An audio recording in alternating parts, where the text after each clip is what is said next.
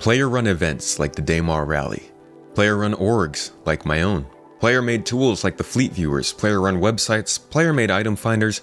Star Citizen as a game in development and woefully lacking of most MMO basics has spawned a huge system of player-controlled and supported systems that keeps the player base happy. Well, relatively speaking, happy.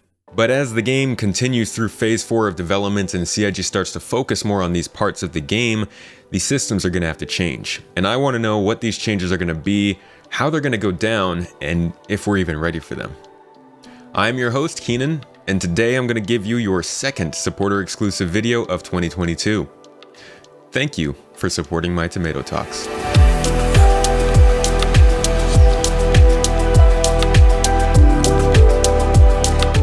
Back during the meaty periods of the early 3.x updates, there was no great way to transfer money to one another. It simply hadn't been made for the game yet, because we were still at such an early stage. The de facto route for paying friends was creating a beacon of some sort that your friend could accept, and quickly completing that to get your money. It wasn't until 2020 when CIG finally introduced a way to send money to one another. And just like that, transferring money was an afterthought for players. But could that happen for something like the Daymar Rally?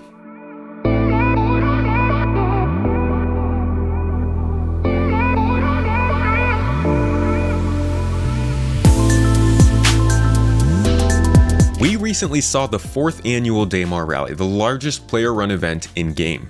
It features multiple companies, over 600 players, 13 servers, and months of planning. It's such a big endeavor that CIG personally attends to game stability beforehand to ensure the event goes smoothly, and it attracts the eyes and ears of almost everybody in the inner Star Citizen community. I would say in every way unofficially the Daymar Rally is part of Star Citizen, but it's literally been put into the lore, so it is official. And this event does something that even many Finnish games fail to do. It allows players to build their own team based on their own strengths, and then run an open-ended endurance race with little to no game intervention. Like, how often does that happen? It's mainly because the game itself doesn't contain everything necessary for the event, but it also highlights the requirement of a different set of skills and a deeper understanding of not just game mechanics, but glitches, game vehicles, and working with others. It's not an easy event, but that's part of what makes it so popular. Now, this event has been running for 4 years, and I've filmed it for 3. And in all that time, I've never seen anything like it in-game. I think Atmo Esports has really got something special here, and it's just not going anywhere. But that's not really the point. See, you can still send beacons to your friends to exchange money, or you can use the app.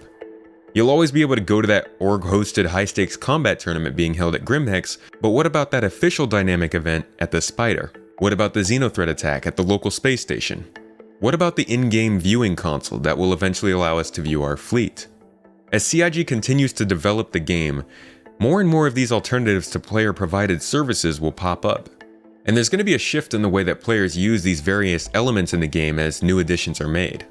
Let's take a look at some of these more player-controlled segments of the game and look at how they might change.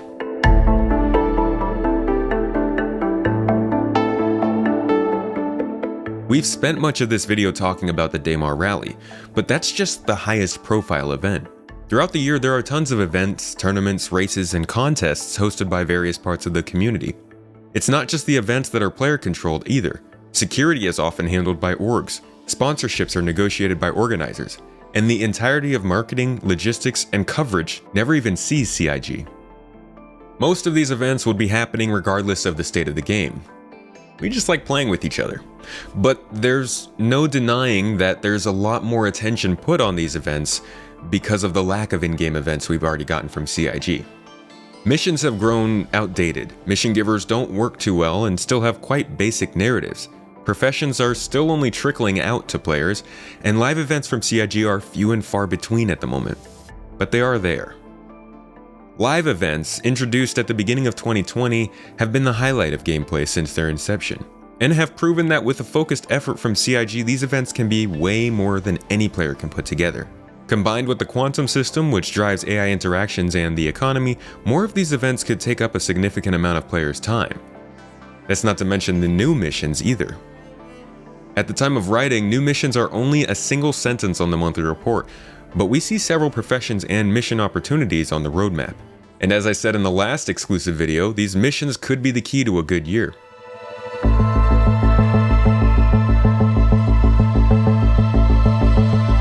While player-run events may have more straightforward relationship with CIG counterparts, navigation tools may be a bit different. There are a few different tools you can use right now to triangulate locations and navigate around the verse. Some of these are simply used to calculate routes and find locations, while others can track your in-game location and provide you with the info needed to move to your target. While both of these types of services are useful, one is less likely to survive than the other. Tapping into the game itself to navigate may not be something possible or even feasible as CIG begins to flesh out its own systems. Now, I'm not a programmer or like a doctor, but I think it is possible CIG could find a way to make sure that those outside sources have a huge disadvantage compared to their own navigation solutions. But route management tools may continue to live strong with faster development, more community interaction, and features that go beyond what CIG offers. These tools will likely continue to live alongside Star Citizen and be especially useful when integrated into organizations.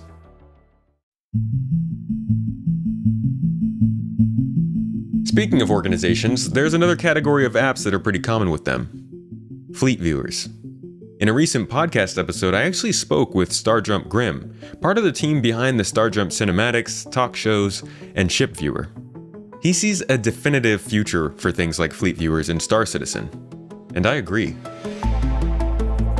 We have hangar apps, shopping kiosks, and likely an in-game Galactopedia that can help us learn about and see these ships in the future. But much like the navigation tools, the outside development of these fleet viewers will allow them to grow into something much bigger than any of these apps in-game. A concept we are also looking into in my own org is the ability to create an app that can combine the event creation, sign-up process, ship allocation, and team tracking for an org into one system. While this may be possible in Star Citizen, it's unlikely, and will likely fall on outside tools in the future.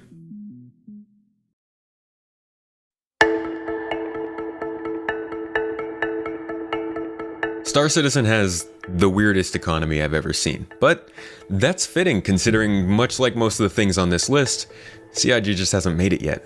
While it's meant to be a sprawling web of deterministic shifts in the macroeconomics of dozens of star systems, as well as the rule keeper on intra-system supply and demand, it's currently just a bunch of space stations and ground locations that sometimes like to buy things from each other, but most of the time just run out of stock of anything worth looking for. Demand isn't really dynamic, stock isn't very reactive, and almost nothing is triggered by market movement. And this goes into deeper parts of the economy: docking fees, labor costs, org taxes and salaries, and other major parts of a thriving economy just don't even exist in the game yet. Currently, players need to pay each other on a trust-based platform to be able to work for others, which is hugely destructive to the new player experience. There's also not a functional selling system or reason to spend money, so not only are players finding tons of armor and weapons that don't need to be bought, but they also can't sell them for money needed for other things. This should be fixed in the Q1 2022 patch, but the lack of money sinks will continue to be a problem. As of now, players can ruin the entire trade platform of a planet on accident. And until these issues begin to be fixed, nothing that depends on the economy will be very engaging. Organizations will continue to manage their own banks. Players will accrue money with nothing to spend it on. Cargo hauling will continue to be a not-so-fun profession, and a general flow of goods generally won't exist. Of all of the things listed here, this is one that players simply can't control any longer.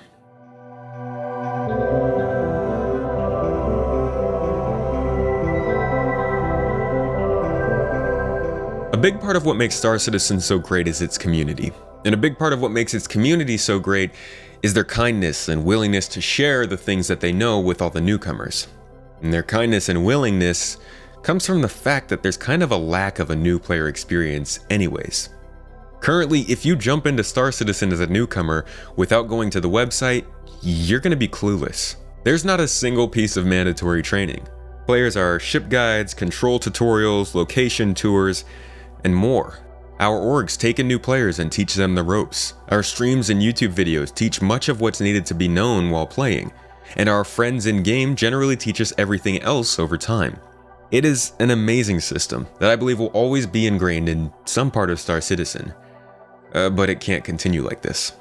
I won't go too deep into this as I have another video brewing on the topic, but the new player experience will need the missions, NPCs, locations, and staged events to give players a good first few hours in game. While other players will always be involved, or even be able to hijack this experience for their friends, the relationship between new players and old players is going to need to begin to change. The degree of that change is going to depend on how quickly Star Citizen begins to introduce both the reasons for old players to care about their characters and belongings, and the means for new players to do the same. Does that make sense? I think it did. But if it hasn't become clear what I'm trying to say here, players are indeed running a pretty big part of Star Citizen. Now, it's not like they have their fingers in the code or anything, but because of the lack of features at such an early stage in the game, players have kind of had to pick up the slack. Now, you might be sitting there thinking, 10 years isn't very early. But we're not talking about the time it's taken, we're talking about the stage of development right now. With much of the back-end tech only recently coming online, the game is only just becoming playable for more players, and so many important features are still in flux. We've only just reached a good time to start accommodating players based on their time played. CIG can now start to look at the gameplay for newcomers who are just flying their first ship, the players learning the game through different professions, and the long-term players who are running org events and exploring new systems. It is a sign of the times for a game that's been chugging along at full tilt for the last 4 to 5 years, and it's an inevitable change that's part of the larger movement towards a finished game. As Squadron 42 approaches completion and Star Citizen transitions into a true MMO, we're going to be seeing radical shifts in public conversation, community demographics, and the weekly to yearly flow and tone of discussion. There's a lot of change coming to Star Citizen in the next few years, and as always, I'm expecting to see the players at the front of it.